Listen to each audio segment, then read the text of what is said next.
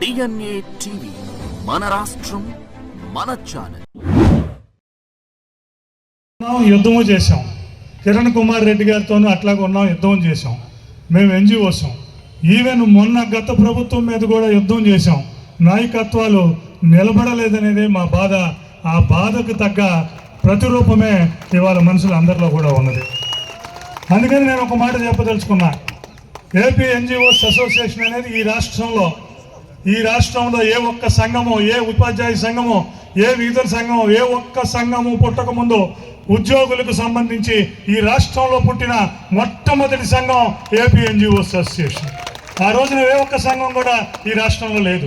Demand అని చెప్తే ఇబ్బంది పడే పరిస్థితి, నలుగురం కలిసి లంచ్ అవర్ పెడితే ఇబ్బంది అనే పరిస్థితి. మనం ఏపీ ఎన్జిఓస్ సంఘంలో ఉన్నాం అంటేనే ఇబ్బంది పడే పరిస్థితి. లంచ్ అవర్లో ఒక 20 మంది కూర్చుంటే ఇబ్బంది పడే పరిస్థితి. డిమాండ్ అంటే ఈ సంఘ కార్యదర్శిని సస్పెండ్ చేసిన పరిస్థితి.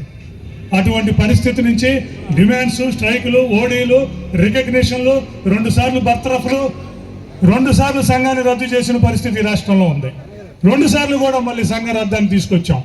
107 రోజుల స్ట్రైక్, 64 రోజుల స్ట్రైక్, 108 రోజుల స్ట్రైక్, జై ఆంధ్ర ఉద్యమం, సమైక్యాంధ్ర ఉద్యమం. ఏ ఉద్యమమైనా ఏపీ ఎన్జిఓ అసోసియేషన్ కొత్త కాదు. ఇప్పుడు కూడా అంతే. ప్రభుత్వంలో మంచితనం ఉంటే, ప్రభుత్వంలో మంచి బాట ఉంటే ప్రభుత్వానికి నయానో భయానో నచ్చజెప్పి చూస్తాం. యాక్సెసిబిలిటీ ఉంటే రవీంద్రనాథ్ గారు 5 రోజులు వెళ్తాడు, సాగర్ గారు 1-2 రోజులు వెళ్తారు. 5 రోజుల తర్వాత రవీంద్రనాథ్ గారికి అందకపోతే రవీంద్రనాథ్ గారు రోడ్డు మీద ఉంచుంటాడు. 7-8 రోజుల తర్వాత సాగర్ గారికి అందకపోతే సాగర్ గారు వచ్చి బీఆర్టీఎస్ రోడ్లో నుంచుంటాడు. దీంట్లో వెనక్కి తగ్గితే పరిస్థితే ఉండదని చెప్పి తెలియజేస్తున్నాం. ఆ రోజున కూడా ఇక్కడ అందరూ ఉన్నారు కాబట్టి చెప్తున్నాం. మనం చేయాల్సింది వ్యవసాయం, మంత్రదండం కాదు. వ్యవసాయం సక్రమంగా సంఘం చేస్తే, శివారెడ్డి గారి ఆధ్వర్యంలో వ్యవసాయం సక్రమంగా సంఘం చేస్తే ఫలసాయం ఉద్యోగులకు, ఉపాధ్యాయులకు దక్కుద్దని చెప్తున్నాం. వ్యవసాయం అనేది 1 రోజులో 2 రోజులు వచ్చే పరిస్థితి కాదు. అట్లాగే నేను చెప్తా ఉంటా, పిఆర్సీలు, డిఏలు, హెచ్ఆర్ఏలు, సరెండర్ లీవులు, ఎరియర్స్లు, ఈ మొత్తం అన్నీ కూడా ఉన్నాయి. వీటన్నిటినీ తెచ్చుకోవాలంటే ఎందుకు తెచ్చుకోలేకపోతున్నాం? 2 విషయాలు. ఒకటి అనైక్యత. తెచ్చుకోలేకపోవడానికి 2 విషయాలు. ఒకటి అనైక్యత, 2వ విషయం నాయకత్వంలో నిబద్ధత. ఈ 2 లేకపోవటం వల్ల ఉద్యోగ వర్గాలకి, ఉద్యోగ సంఘాలకి, ఉపాధ్యాయ సంఘాలకి, అటుపక్క మొత్తం ఉద్యోగ లోకానికే గత ప్రభుత్వంలో ఆ కాలంలో మనకి గౌరవం తగ్గింది.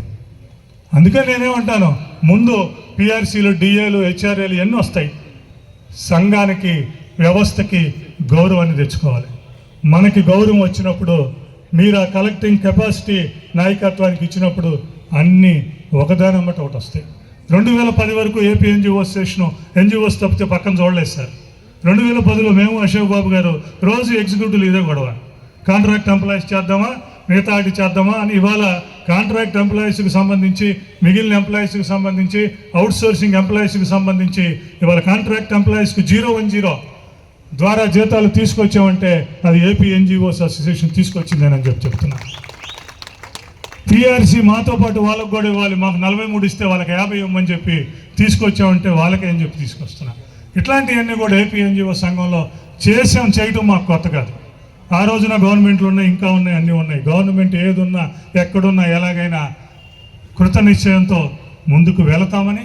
ఆ రోజు ఏపీ ఎన్జిఓస్ అసోసియేషన్ ఒక సంఘం ఉంటే మనకు ఇబ్బంది అవుతుంది. డిపార్ట్మెంట్లో సంఘాలు లేవు, డిపార్ట్మెంట్ సమస్యలు ఎక్కువ అవుతున్నాయి, క్యాడర్లో సంఘాలు లేవు, క్యాడర్ సమస్యలు 2 క్యాడర్ సమస్యలు మన దగ్గరికి వస్తున్నాయి. ఇవన్నీ మనకు ఇబ్బంది అవుతున్నాయని 1960లోనే మనం డిపార్ట్మెంట్ సంఘాలు పెట్టుకోవాలని డిపార్ట్మెంట్ సంఘాలు, క్యాడర్ సంఘాలు పెట్టుకుని ఏపీ జేఏసీ ఆధ్వర్యంలో అనేక చారిత్రాత్మకమైన విజయాలు సాధించబోతాం.